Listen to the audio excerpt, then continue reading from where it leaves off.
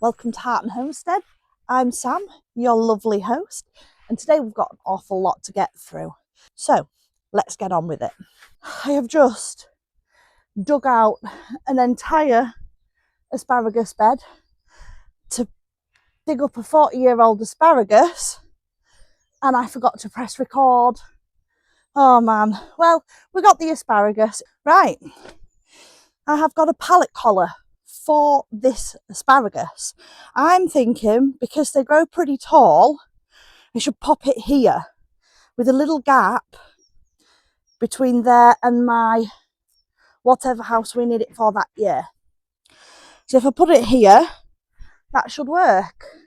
It does mean I'm going to have to remove some of the carpet, and it does mean I'm going to have to get digging a little bit. So let's go.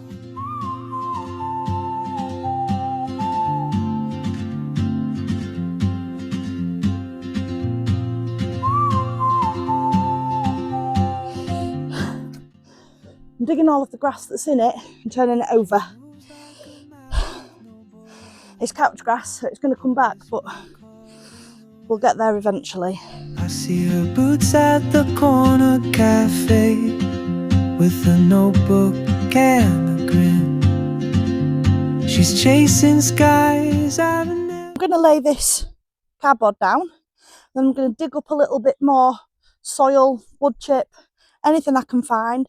I'm going to get the old cabbages that are still in the bed over there. I'm going to put them on it, put the rest of the soil on top, and plant the asparagus in this. So let's get that done because we're losing light fast now. So the name while I stay in my lane, but something in the way she moves keeps pulling at my chain.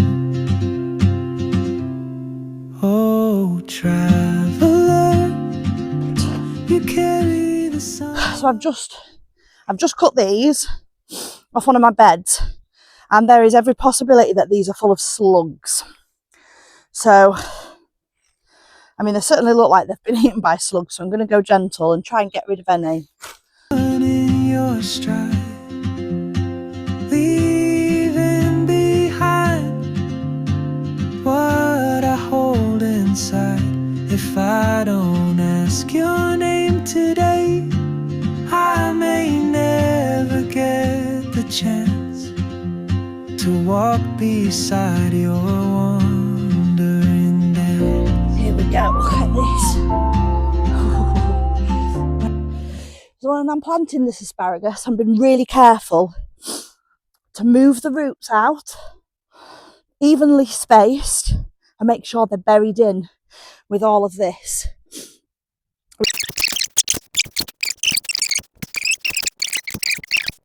Right, there we go. I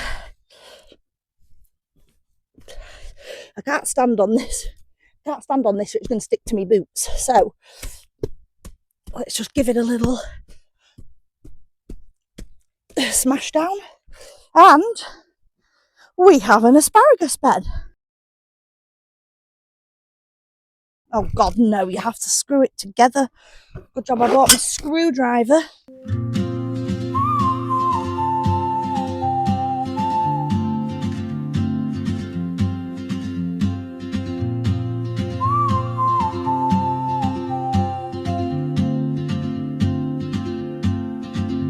She moves like a map with no borders, a whisper caught in the wind. I see her boots at the corner cafe with a notebook and a grin. She's chasing skies I've never named while I stay in my lane, but something in the way she moves keeps pulling at my chain.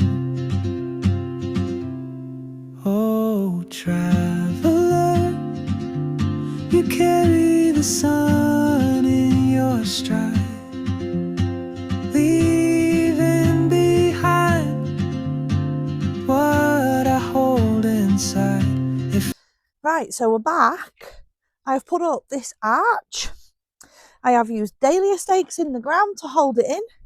It's not straight by any means, but it's going to be perfectly fine, at least for this season. So now I'm going to prune the wineberry back and tie in last year's canes, because wineberries only fruit on last year's or 2-year-old canes. Wineberries are like a combination of blackberry and raspberry. They're incredibly sweet and beautiful. Sometimes I like to pick them a day or two early when they're not quite deep red, and they taste lovely and they have a bit of a bite to them. However, they are covered in millions of tiny little sharp hairs. One of the reasons they don't get eaten is because of this. They never have a problem with being eaten by anything. Nothing can climb up them to eat it. Nothing can get onto the fruit to eat it either. But it makes it very hard to pull them out or touch them at all. So we are on heavy duty gloves right now. So I'm going to have to pull at this to get it out. There we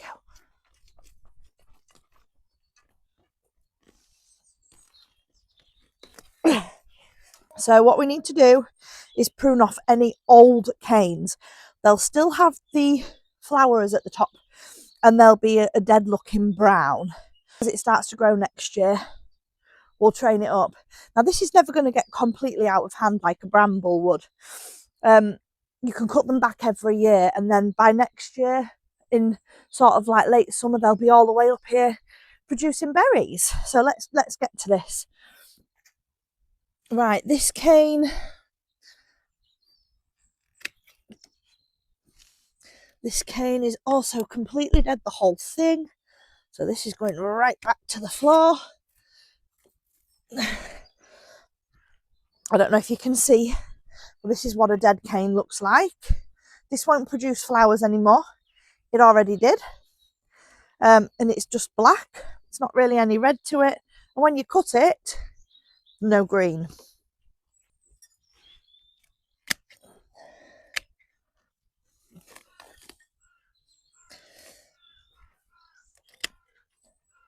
Now this one has already flowered, but this does not look dead to me. So I am going to prune it down to a clean bud. So this is a cane that has rooted itself, meaning we will have extra wineberries if I plant this, of which I am certainly going to do.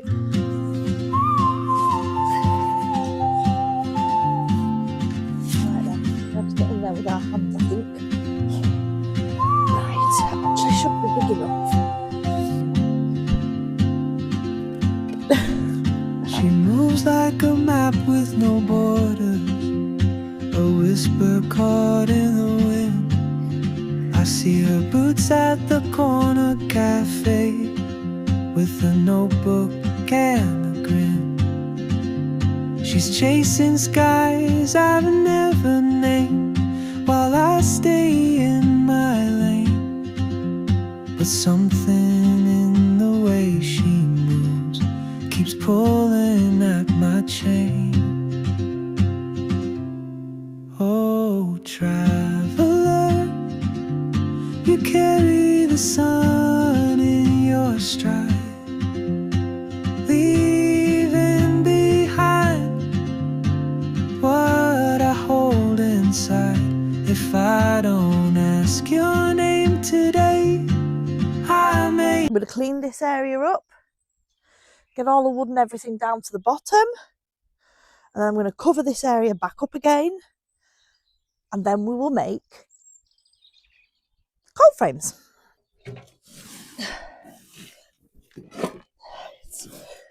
This can go in.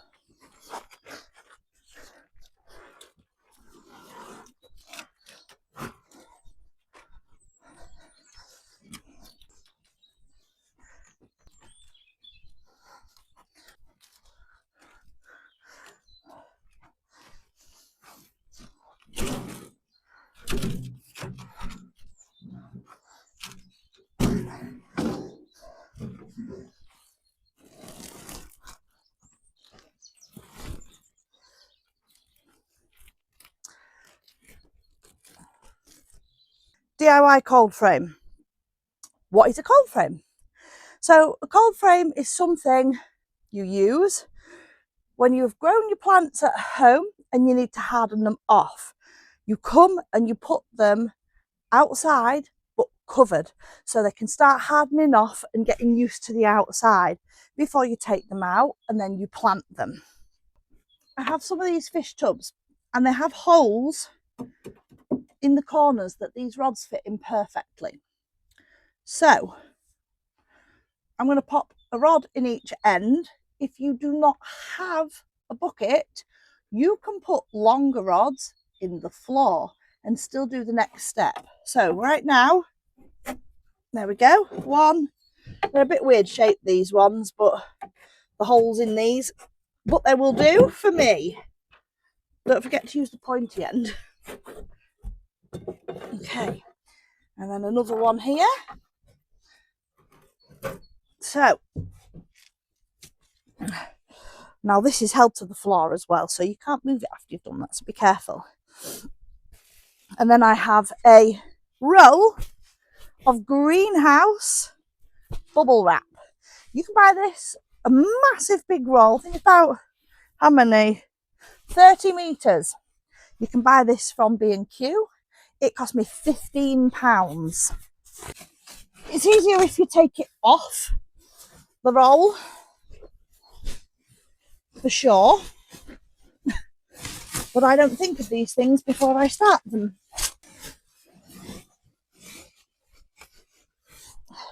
Now,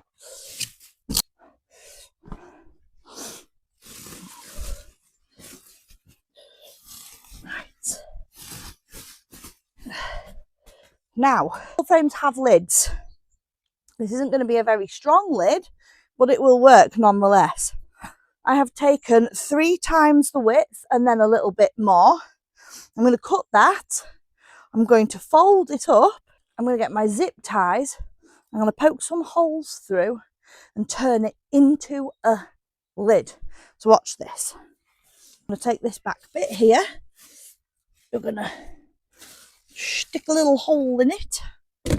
Stick one of these through the hole and do it up, but loosely.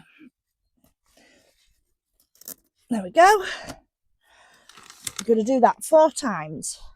4 times. Now, I'm going to lay it over. Before you make the 4 matching holes, even just temporarily, use a tie wrap or some string. I hope you're using string, by the way, to fasten the bubble wrap to each side so it doesn't slip and you can measure accurately. So punch through all 3, tie wrap through that, tie wrap through this one as well. So we're making a hinge. That one can be tight. Now this will flap around in the wind if you don't secure it. So that's what we're going to do next. Now, if you've done as I've done, you're going to struggle with the next bit. What you really need is some garden twine at this point. And you need to pop it over the ends of these like we did there. I'm going to do it with this. You can scrunch it up, it's fine. Now, if you're doing it, you'll be using twine. Make sure it's nice and strong. Make sure it's UV stable. Right, there you go. DIY cold frame. They do work. They do work. It's very crude, but it works. And if you have some plastic big enough, you can pop it over the top. I don't have plastic big enough. You can also put extra rods in if you want for a little more stability. I've just done the best I can, just quite simply with what I have. Great. I'm happy with it. Right, guys, it is now way too wet and sludgy for me to continue doing anything. So we've put our arch up. We've tied our wineberries to it. We've covered the area over, we've made an asparagus bed, we've made a very crude DIY cold frame, which should be fine because it's in a secluded area. So we've done a lot today. But unfortunately, the very heavy rain that we had while I was here has taken a huge toll on the ground. And I'm going to have to admit defeat. It's not going to be a good idea for me to carry on with anything today. So I'm going to go home and I'm going to pot up my fruit trees.